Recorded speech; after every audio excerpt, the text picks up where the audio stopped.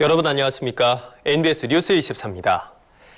전 국민 고용보험 도입은 현 정부가 추진하고 있는 고용안전망 계획입니다.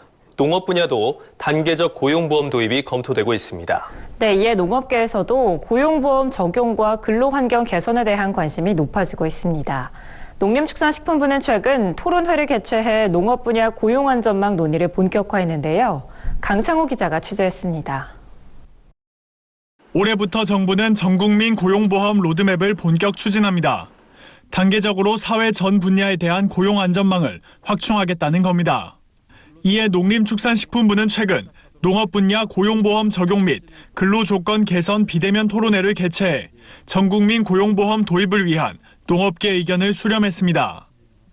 엄진영 한국농촌경제연구원 연구위원은 농업 분야 고용보험 도입이 지속가능한 농업의 기반이 될 수 있다고 주장했습니다. 고용보험이 농업 분야 내국인 근로자 유입을 확대할 수 있다는 이유에서입니다. 엄 연구위원은 청년농 등은 폐업이나 소득 감소의 위험에 항시 노출돼 있다며 고용보험을 통해 사회적 안전망을 확충할 필요가 있다고 강조했습니다.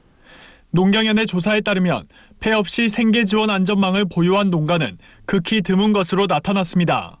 농업 지속 가능성 고려 시 내국인 근로자 유입 기반을 마련하는 것이 상당히 필요한데 우리가 정책적으로 조금 초점을 맞춰야 되는 부분이 청년 경영주와 그다음에 20대에서 50대 이 상용과 임시 근로자들이 노동시장을 이탈하지 않고 좀 더 오래 머물게 할 수 있는 방안이 필요하다라는 점입니다. 전국민 고용보험이 안착하기 위해선 농업 분야와 같이 취약한 산업에 대한 정부 지원이 필요하다는 주장도 나왔습니다.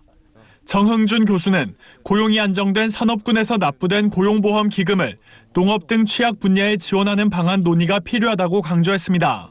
빠져서는 안 되는 게 정부 지원이에요. 고용이 안정된 사람들도 고용보험을 들어요. 그러니까 그 사람들은 잘 타갈 일이 별로 없어요. 그쪽에서 남는 예산을 조금 더 취약한 쪽으로 가져갈 수 있다고 봅니다.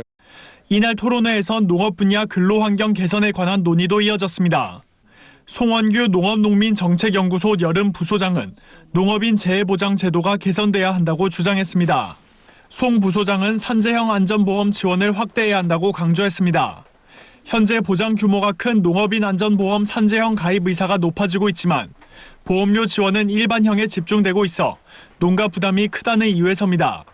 정부의 보험료 지원 그리고 농협의 보험료 지원으로 인해서 자부담은 실제로 상당히 낮습니다.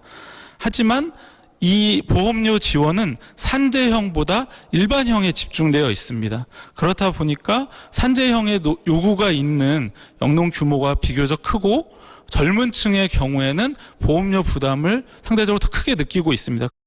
다만 농업 분야 고용 안전망 도입에 앞서 농가 연령대별로 세분화된 논의가 필요하다는 진단도 나왔습니다.